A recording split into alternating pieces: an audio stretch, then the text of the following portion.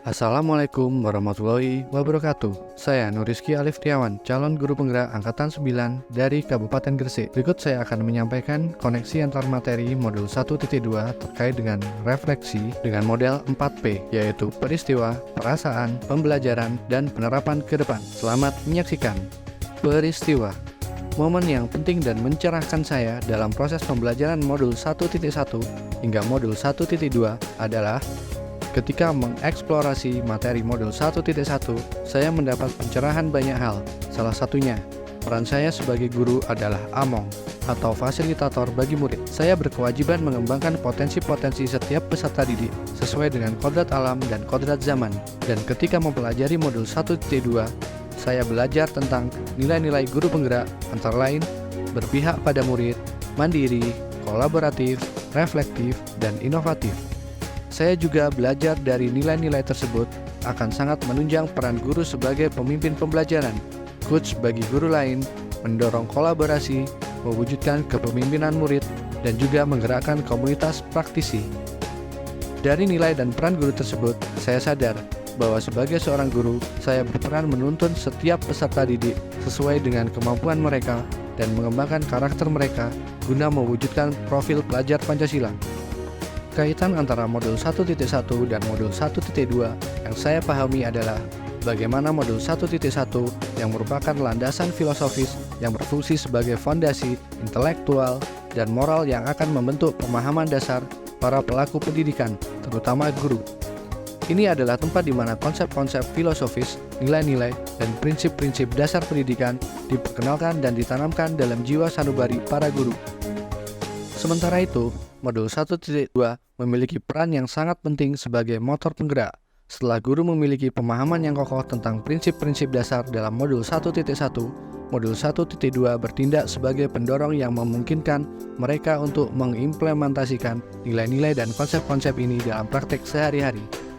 Modul 1.2 memberi gambaran yang memungkinkan guru untuk mengubah pemahaman filosofis dan nilai-nilai dalam modul 1.1 menjadi tindakan nyata.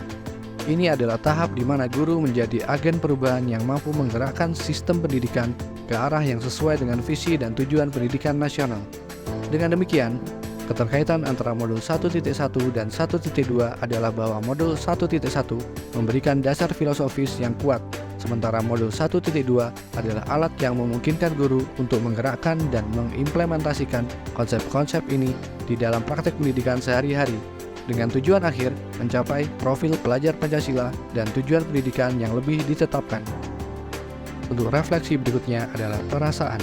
Saat menjalani pembelajaran modul 1.1 hingga modul 1.2 melalui LMS pendidikan guru penggerak ini, awalnya saya merasa pesimis dan bertanya dalam diri apakah bisa mengikuti seluruh alur yang ada pada LMS. Hal tersebut karena tugas belajar yang padat dan rentang waktu tugas yang berdekatan. Namun saya tidak menyerah dan berusaha melakukan manajemen waktu untuk menyelesaikan belajar mandiri, diskusi, dan pekerjaan tugas tanpa meninggalkan kewajiban saya sebagai guru dan bendahara sekolah. Saya juga merasa semangat dalam menjalani proses pendidikan guru penggerak karena di setiap tahapan modul yang saya pelajari menambah pengetahuan saya tentang pendidikan. Terutama setelah mempelajari modul 1.1 sampai dengan modul 1.2, ini saya bisa memahami bagaimana filosofi pemikiran Ki Hajar Dewantara yang membuka pemikiran dan pemahaman saya. Begitu juga mengenai nilai-nilai dan peran guru penggerak yang sangat penting untuk dunia pendidikan. Semua materi yang saya dapatkan sangat bermanfaat dan akan saya bagikan kepada rekan-rekan saya. Tantangan yang saya hadapi saat mempelajari modul 1.1 dan modul 1.2 adalah tugas-tugas yang beruntun dan waktu penyelesaian yang terbatas, serta saya harus menyesuaikan dengan jadwal kegiatan saya di sekolah. Saya juga tertantang untuk bisa menghasilkan konten dari apa yang saya pelajari untuk bisa saya publikasikan melalui media daring. Saya juga merasa termotivasi oleh rekan-rekan calon guru penggerak yang hebat, yang juga saling memberi motivasi dan dukungan dalam pelaksanaan pendidikan guru penggerak. Dukungan kepala sekolah dan rekan-rekan guru di sekolah, serta keluarga juga sangat memotivasi saya untuk tetap bersemangat. Fasilitator dan pengajar praktik juga sangat membantu dan membimbing saya dalam mengikuti pendidikan guru penggerak ini. Pembelajaran. Sebelum mempelajari modul 1.1 dan modul 1.2 pada program pendidikan guru penggerak, saya berpikir bahwa peserta didik adalah kertas kosong dan kita sebagai guru yang bertugas membentuk dan mengisi kertas tersebut sesuai kehendak kita. Saya juga berpikir bahwa capaian yang harus dicapai semua anak itu sama, jadi beban belajar semua anak itu sama. Namun setelah mempelajarinya, saya sadar bahwa peserta didik sudah membawa kodrat alamnya masing-masing dan guru bertugas dalam menuntun dan membimbing anak untuk mencapai kompetensi sesuai kodrat alam tersebut. Guru juga bertugas mengembangkan potensi dan karakteristik siswa yang beragam untuk mencapai tujuan keselamatan dan kebahagiaan setinggi-tingginya.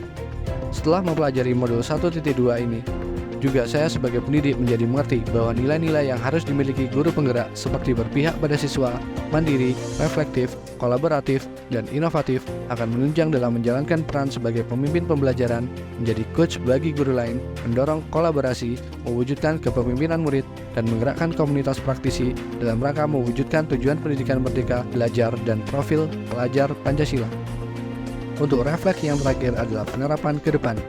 Pengembangan diri yang sederhana, konkret, dan rutin yang dapat saya lakukan sendiri dari sekarang untuk membantu menguatkan nilai-nilai dan peran saya sebagai guru penggerak antara lain adalah melakukan tes diagnostik awal untuk mengetahui karakteristik dan potensi siswa, merancang pembelajaran sesuai karakteristik siswa, mendesain pembelajaran inovatif yang berpusat pada siswa, meningkatkan kompetensi diri dan mengikuti berbagai kegiatan seperti webinar, kelompok kerja guru, dan pelatihan-pelatihan yang mampu meningkatkan kemampuan dalam mengelola kelas dan menjadi pemimpin pembelajaran, berkolaborasi dengan rekan sejawat untuk merencanakan dan merefleksi pembelajaran yang dilakukan untuk perbaikan pembelajaran.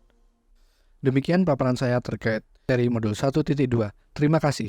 Salam dan bahagia. Assalamualaikum warahmatullahi wabarakatuh.